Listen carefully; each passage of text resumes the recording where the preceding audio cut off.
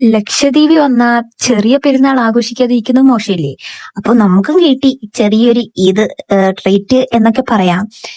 നസീബിന്റെ വീട്ടിൽ നിന്ന് നമുക്ക് കിട്ടിയത് ആദ്യം തന്നെ നമ്മൾ ചിക്കൻ പൊരിച്ച പീസ് എല്ലാരും മാറ്റി മാറ്റി വെച്ചു. പിന്നെ അവിടെ നടന്നത് ചരിത്രമായിരുന്നു. എന്തൊക്കെയാണെന്ന് പിന്നെ എനിക്ക് ഓർമ്മയേ ഇല്ല. ആദ്യം കൊണ്ടുവച്ചു കുറച്ച് നെയ്ച്ചോറ്. ഞാനാണെങ്കിൽ ഇതെല്ലാം എടുത്ത് പ്ലേറ്റിലും ഇട്ടു. കാരണം എനിക്ക് എല്ലാം കൂടി ഒരുമിച്ചിരിക്കാൻ കാണണമായിരുന്നു. അതുകൊണ്ട് ഇനി എല്ലാം കൂടി ഒരുമിച്ചെടുത്ത് പ്ലേറ്റ് ഇട്ടിട്ട് ഇരിക്കുന്ന അവസ്ഥയാണ്. ഇതെങ്ങനെ ഞാൻ കഴിക്കും എന്ന് ഞാൻ കുറച്ചു നേരം ആലോചിച്ചു. അവിടെ ഓരോരുത്തരും തീറ്റിയൊക്കെ തുടങ്ങി. ആദ്യം തന്നെ ഞാൻ വിചാരിച്ചു നെയ്ച്ചോറിന് തുടങ്ങാം. പതുക്കെ നെയ്ച്ചോറൊക്കെ എടുത്ത് നല്ല ബീഫും മട്ടനും എല്ലാം ഉണ്ടായിരുന്നു. എന്ത് ടേസ്റ്റ് ആണെന്ന് അറിയോ? ആദ്യം ഞാൻ അത് കഴിച്ച് തീർത്തു. നല്ല നെയ്ച്ചോറ് കഴിച്ചെടുത്തു. നെയ്ച്ചോറ് കഴിച്ച് തീർന്നപ്പോ തന്നെ ഞാൻ എന്ത് തുടങ്ങി? പത്തിരിയിലോട്ട് തുടങ്ങി. നൈസ് പത്തിരിയിലോട്ട് തുടങ്ങി. ചോറ് അവിടെ ബാക്കിയിരിക്കണം തോന്നും, അത് തോന്നലാണ്. നമുക്ക് നൈസ് പത്തിരിയും കൂടി ഒന്ന് കഴിച്ചു നോക്കാം. അതും നല്ല ടേസ്റ്റ് ഉണ്ടായിരുന്നു. എന്നിട്ട് ഞാൻ പൊറോട്ട കഴിച്ചു.